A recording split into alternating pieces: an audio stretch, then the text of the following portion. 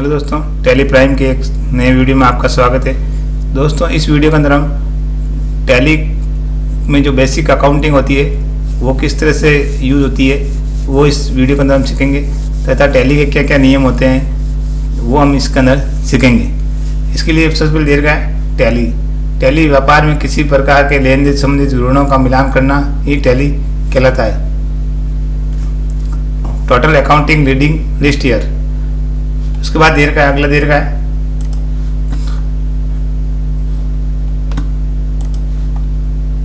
Type of account, मतलब खातों के प्रकार। खाते 3 प्रकार के होते हैं। पहला दे रखा है रियल, मतलब रियल अकाउंट, वास्तविक खाते। दूसरा दे रखा है पर्सनल, व्यक्तिगत खाते। तीसरा दे रखा है नॉमिनल अकाउंट, नाम मात्र के खाते। उसके बाद दे रखा है रियल मतलब है वास्तविक खाता। इस प्रकार के खाते के अंतर्गत व्यापार से संबंधित भौतिक वस्तुएं व संपत्तियों से संबंधित खाते आते हैं, जैसे उदाहरण है कैश, बिल्डिंग, फर्नीचर, कार आदि।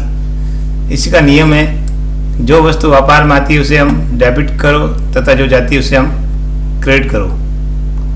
मतलब जो वस्तु व्यापार में आती है उसे डेबिट करो, जो जाती है उसे क्रेडिट करो। जैसे एक उदाहरण देते हैं हम, 10,000 में कंप्यूटर खरीदा। जैसे एक उदाहरण है, 10,000 में कंप्यूटर खरीदा। तो यहाँ पे नियम है, जो वस्तु आती है उसे हम डेबिट करते हैं, जाती है उसे क्रेडिट करते हैं। तो 10,000 में कंप्यूटर खरीदा, मतलब 10,000 में कंप्यूटर खरीदा मतलब है कंप्यूटर हमारे पास आया है, तो सीधा है कंप्यूटर अकाउंट डीआर होगा, और 10,000 मतलब 10,000 रुपये। गया क्या अपने पास है कैश, तो कैश है वो क्रेडिट हो जाएगा।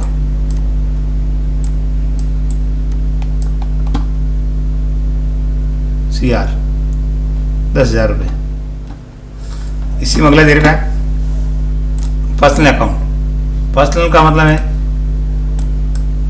व्यक्तियों व संस्थाओं संबंधित खाते आते हैं। पाने वाले व्यक्ति को डेबिट और देने वाले व्यक्ति को क्रेडिट करो। जैसे यहाँ पे हम एक उदाहरण और समझते हैं, जैसे राम को 5,000 रुपये दिए। 5,000 रुपये दिए, ये अपना उदाहरण है। राम को 5,000 रुपये दिए। तो यहाँ पे जो दूसरा नियम है वो है पाने वाले व्यक्ति को डेबिट और देने वाले व्यक्ति को क्रेडिट। तो पा कौन रहा है, राम पा रहा है, तो राम क्या होगा यहाँ पे डेबिट होगा 5,000 रुपये। और गया क्या अपने पास है कैश, तो कैश क्रेडिट कर देंगे यहाँ पे।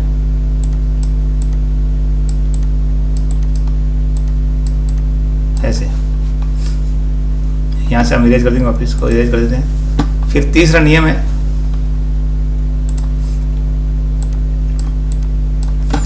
नॉमिनल।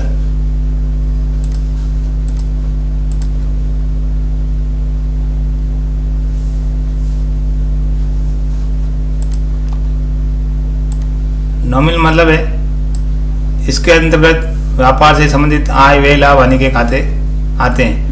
नियम है खर्चे व हानि को डेबिट करो, लाभ आय को क्रेडिट करो। जैसे salary, rent, expense, interest, discount आदि आते हैं।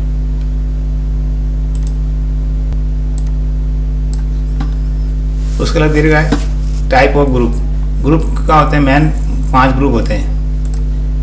पहला एसेट्स, दूसरा लाइबिलिटीज, तीसरा कैपिटल, चौथा एक्सपेंस और 5वां है रेवेन्यू। फिर दे रखा है एसेट्स। एसेट का मतलब होता है संपत्ति। व्यवसाय को प्रारंभ करने के लिए जो वस्तुएं खरीदी जाती है तथा जो व्यापार को गतिशील बनाए रखती है, व्यापार के लिए संपत्ति कहलाती है। कहने मतलब वो वस्तुएं जो व्यापार को चलाने के लिए काम आती है वो व्यापार के लिए संपत्ति कहलाती है। जैसे मशीनरी है, कंप्यूटर है, लैपटॉप है, कार है, बिल्डिंग है, वो सब क्या कहलाएगी? एसेट्स कहलाएगी। इस तरह देर का लाइबिलिटी व्यक्ति या दायित्व व्यवसाय की आर्थिक आवश्यकताओं की पूर्ति के लिए बाहरी संसाधनों से ली गई सहायता रुपए लाइबिलिटी कहलाती है। मतलब है अगर हमने किसी बाहर से लोन ले रखा है तो वो क्या कहलाएगा? लाइबिलिटी कह रखा है, लाइबिलिटी कहलाएगी। व्यवसाय की आर्थिक आवश्यकताओं की पूर्ति के लिए बाहरी संसाधनों से ली गई सहायता लाइबिलिटी दायित्व कहलाती है। मतलब अगर हमने किसी संस्था से लोन ले रखा है तो वो हमारे लिए लाइबिलिटी होगी। उसको अगला दे रखा है कैपिटल, पूंजी। व्यवसाय को प्रारंभ करने के लिए जो रुपए नियोजित किए जाते हैं वह व्यापार के लिए पूंजी कहलाती है। जो व्यक्ति व्यापार में पूंजी लगाता है उस व्यक्ति के नाम से कैपिटल अकाउंट बनाया जाता है। कहने मतलब है अगर कोई आदमी बिजनेस स्टार्ट कर रहा है, जैसे राम ने 1 लाख रुपए लगाकर बिजनेस स्टार्ट किया तो 1 लाख रुपए क्या हुआ? कैपिटल यानी पूंजी हुई। उस तरह देर का एक्सपेंस, व्यवसाय से संबंधित सभी प्रकार के वे व्यापार के लिए खर्चे कहलाते हैं। मतलब जो भी बिजनेस के अंदर एक्सपेंस होंगे वो बिजनेस के लिए एक्सपेंस कहलाएंगे या खर्चे कहलाएंगे। जैसे लाइट का बिल है, पानी बिल है, टेलीफोन बिल है, स्टाफ सैलरी है, या अदर कोई भी खर्चा हो रहा है जो अपने कंपनी के अंदर, वो बिजनेस के लिए या व्यापार के लिए क्या कहलाएगा? खर्चा कहलाएगा। फिर देर का रेवेन्यू, रेवेन्यू मतलब है व्यवसाय के अंतर्गत वह प्राप्ति जो कि व्यवसाय करने से प्राप्त होती है वह व्यवसाय के लिए आय कहलाएगी। मतलब जो भी हम अपना बिजनेस है उससे जो भी इनकम प्राप्त होती है उसको हम रेवेन्यू यानी आय बोलते हैं। यानी जो भी मेन जो काम होता है उससे जो भी इनकम होगी उसको हम रेवेन्यू बोलेंगे। उसके बाद देर का है टाइप ऑफ बिजनेस, यानी बिजनेस के कितने प्रकार हैं? यहाँ पे देर का है 3 प्रकार के बिजनेस होते हैं। पहला है सर्विस बिजनेस, मतलब है सेवा व्यवसाय। इस प्रकार के व्यापार में मानवीय सेवाओं का आदान प्रदान किया जाता है। इस व्यापार सेवा का मूल्य स्थान समय व स्थान के अनुसार परिवर्तन होता रहता है। अगला देर का है ट्रेडिंग। ट्रेडिंग मतलब है इस प्रकार के व्यापार में मानवीय सेवाओं के साथ वस्तुओं का आदान प्रदान बाजार के निश्चित मूल्यों में किया जाता है। इस व्यवसाय के उपभोक्ताओं से सीधा संबंध होता है परंतु इसके मध्य बाजार की मांग होती रहती है। इन दोनों में मतलब बताता हूँ मैं आपको। सर्विस बिजनेस वो होता है जिसमें केवल सेवा दी जाती है, ना माल खरीदा जाता है ना बेचा जाता है, केवल सेवा दी जाती है, वो बिजनेस सर्विस बिजनेस कहलाता है। जैसे ट्रांसपोर्ट का बिजनेस है, कोरियर बिजनेस है, या अदर सेवाएं जैसे टीचिंग है, इंजीनियर है, डॉक्टर्स है, वो सभी क्या आएंगे? सर्विस बिजनेस में आएंगे। इस तरह देर का ट्रेडिंग बिजनेस, इसका भी नियम यही है। इस प्रकार के व्यापार में मानवीय सेवाओं के साथ वस्तुओं का आदान प्रदान बाजार के निश्चित मूल्यों पर किया जाता है। कहना मतलब इसमें क्या होता है? वस्तुओं को आदान प्रदान किया जाता है, यानी बाजार से माल लाते हैं और बाजार में ही बेच दिया जाता है। ऐसे बिजनेस कहलाते हैं ट्रेडिंग बिजनेस। मतलब होते हैं दुकानें जो भी होती है वो ट्रेडिंग बिजनेस के अंदर ही आती है, यानी बाजार से लाते हैं माल, कुछ रेट बढ़ा के और बाजार में बेच दिए जाते हैं। ऐसे बिजनेस को हम ट्रेडिंग बिजनेस बोलते हैं। उससे अगला है मैन्युफैक्चरिंग बिजनेस। मैन्युफैक्चरिंग बिजनेस का मतलब है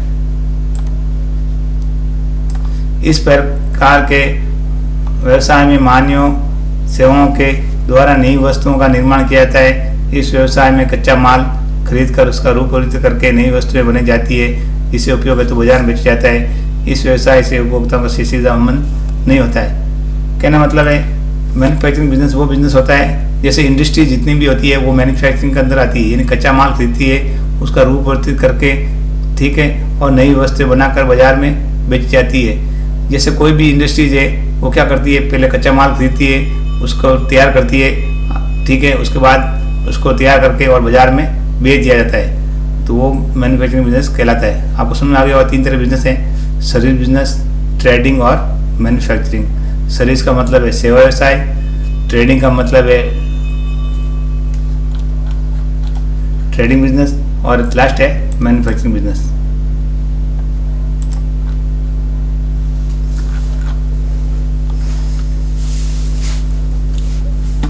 उससे अगला दे रखा है सब्जेक्ट ऑफ ग्रुप।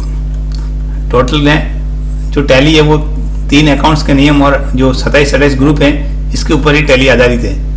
यहाँ पे सबसे पहले दे रखा है कैपिटल अकाउंट। कैपिटल अकाउंट व्यवसाय से प्रारंभ करने के लिए जो धनराशि नियोजित की जाती है उसे हम पूंजी कहते हैं। अतः जो व्यक्ति पूंजी लगाता है उसी के नाम से जो खाता बनाया जाता है उसका ग्रुप कैपिटल अकाउंट होता है। जैसे किसी आदमी ने कोई बिजनेस स्टार्ट किया है कुछ लाख रुपए, जैसे 5 लाख 10 लाख रुपए लगाकर, तो उसमें जो अकाउंट बनेगा उस आदमी के नाम से उसका ग्रुप होगा कैपिटल अकाउंट। उसके बाद देर का लायबिलिटी, लॉन्स या लायबिलिटी, व्यवसाय की आर्थिक आवश्यकताओं के लिए जो धनराशि बाहरी संसाधनों से ली जाती है उसे हम लोन कहते हैं। इस व्यक्ति या संस्था से जो राशि ली जाती है तो उसका नाम खाता बनाते समय लॉन्स एंड लायबिलिटी ग्रुप होता है। यानी किसी आदमी से मान लो हमने लोन लिया है, ठीक है, और जब उस आदमी से हम एंट्री करेंगे, ठीक है, तो उसके नाम से जो खाता बनाया जाएगा उसका ग्रुप होगा लॉन्स एंड लायबिलिटी होगा।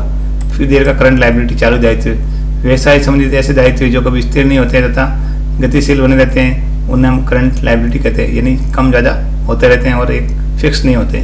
फिर देर का फिक्स एसेट्स, स्थायी संपत्ति, व्यवसाय संबंधित ऐसे संपत्तियां स्थिर प्रकृति होती है अर्थात जो गतिशील नहीं होती है उसे हम फिक्स एसेट्स कहते हैं। ऐसी संपत्ति के नाम से जो अकाउंट बनाए जाते हैं उसका ग्रुप फिक्स एसेट्स होता है। यानी जो भी अपनी कंपनी के अंदर, जो भी ऑफिस के अंदर जो काम आ रहे हैं, जो फिक्स एसेट्स यानी जिसको हम बेचते नहीं है और अपने यूज़ के लिए लाते हैं, वो फिक्स एसेट्स होते हैं। जैसे कंप्यूटर है, फर्नीचर है, कार है, बिल्डिंग है, मशीनरी है, वो सब किस में आएंगे? फिक्स एसेट्स में आएंगे। इस तरह अगला दे रखा है इन्वेस्टमेंट, विनिमय, व्यवसाय में अतिरिक्त लाभ कमाने के उद्देश्य से अन्य व्यवसाय में राशि नियोजित करना इन्वेस्टमेंट कहलाता है। यानी अगर हम हमारा बिजनेस है कोई भी, उसके अलावा हम दूसरी जगह पैसे इन्वेस्ट करते हैं तो उसको हम इन्वेस्टमेंट बोलते हैं। जैसे हमने प्रॉपर्टी में पैसा लगा दिया या मान लो किसी को शेयर में इन्वेस्ट कर दिया या हमने किसी को इंटरेस्ट पे पैसा दे रखा है, उससे जो भी इनकम हो रही है वो हमारे लिए क्या होगी? इन्वेस्टमेंट होगी। फिर लेगा करंट एसेट्स, व्यवसाय से संबंधित ऐसी संपत्ति जो कभी स्थिर नहीं होती तथा गतिशील या कम ज़्यादा होती रहती है उसे हम करंट एसेट्स कहते हैं, मतलब चालू संपत्ति। करंट एसेट का हिंदी अर्थ होता है चालू संपत्ति। फिर लिखा ब्रांड डिवीजन, एक ही व्यवसाय में एक से अधिक इकाई होने पर उन इकाइयों के नाम से जो खाते बनाए जाते हैं उनका ग्रुप ब्रांड डिवीजन होता है। फिर अगला दे रखा है मिक्स एक्सपेंस, व्यवसाय संबंधित ऐसे जो व्यवसाय को बढ़ाने के लिए आते हैं उसे हम मिक्स एक्सपेंस कैसे, जैसे एडवर्टाइजमेंट करना है या अपनी कंपनी का ऐड देना है, वो सब क्या कहलाएगा? मिक्स एक्सपेंस कहलाएगा। उसके बाद अगला दे रखा है सस्पेंस अकाउंट, इसका मतलब है व्यवसाय में कभी लेन देनों का सही अनुमान नहीं लगा जा सकता है किस खाते से संबंधित है तो उसका ग्रुप सस्पेंस अकाउंट होता है। जैसे मान लो अपने खाते में कुछ पैसा जमा हो गया लेकिन अपने को उसका पता नहीं है तो उसको हम एक बार क्या करेंगे? सस्पेंस अकाउंट में डाल देंगे। उसके बाद अगला दे रखा है sales account,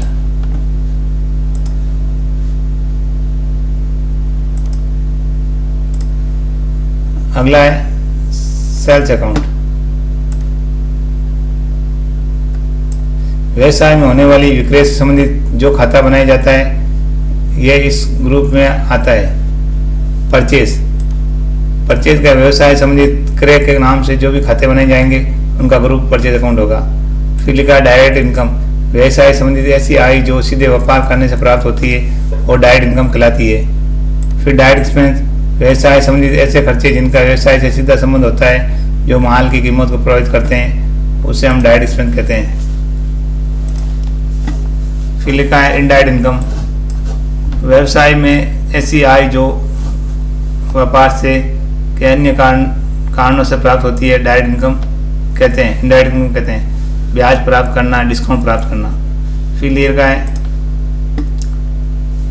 bank overdraft, bank में जमा राशि से अधिक राशि निकालना बैंक ओवरड्राफ्ट अकाउंट कहलाता है। फिर है सिक्योर्ड लोन, व्यवसाय की आर्थिक आवश्यकताओं की पूर्ति के लिए जो बाहरी संसाधन से धन में दिया जाता है उसके लिए कुछ वस्तुएं संपत्ति गिरवी रखना सिक्योर्ड लोन कहलाता है। जैसे हम कोई भी लोन ले रहे हैं उसमें अगर चीज़ कुछ गिरवी रखते हैं, अपने प्रॉपर्टी के कागज या सोना रखते हैं, वैसे लोन को सिक्योर्ड लोन बोलते हैं। अनसिक्योर्ड लोन, जिसके अंदर कोई भी चीज़ गिरवी नहीं रखते हैं, वो अनसिक्योर्ड लोन कहलाता है। फिर लिखा है ड्यूटी एंड टैक्सेस, व्यापार में होने वाले क्रय विक्रय पर लगने वाले कर के जो खाते बनाए जाते हैं उनका ग्रुप ड्यूटी एंड टैक्सेस होता है। फिर लिखा प्रोविजन, वर्ष के अंत में व्यवसाय से संबंधित खर्चे या वे ऐसे होते हैं जिनका वर्ष के अंत तक नकद या चेक द्वारा भुगतान जमा सेंस या चेक द्वारा रह जाता है। ऐसे खर्चों के लिए वर्ष में प्रोविजन किया जाता है, क्योंकि लेखांकन के नियमों के अनुसार जो खर्चों व आय को विधियों में वर्ष में संबंधित होते हैं, उन खर्चों व आय को उसी वित्तीय वर्ष में व्यवसाय का लाभ अधिक दर्शाता है। प्रोविजन संबंधित सभी परिष्ठांत के 31 मार्च को की जाती है तथा टैली में जनवरी में की जाती है। जिन खर्चों का हमें प्रोविजन करना होता है वह वर्ष के अंत में उन खर्चों के नाम से एक नया खाता बनाया जाता है, जिसका ग्रुप प्रोविजन होता है।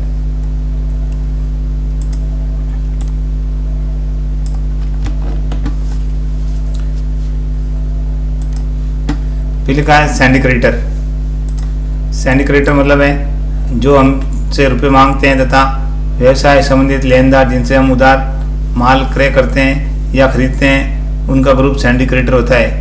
फिर है स्टॉक इन हैंड। वर्ष के अंत में जो माल बिना बिके रह जाता है वो स्टॉक इन हैंड कहलाता है। फिर लिखा डिपॉजिट सेट। संपत्ति किराए लेते या क्रय करते समय धनराशि जमा की जाती है, उसे डिपॉजिट एसेट कहते हैं। फिर लिखा है लोन एडवांस।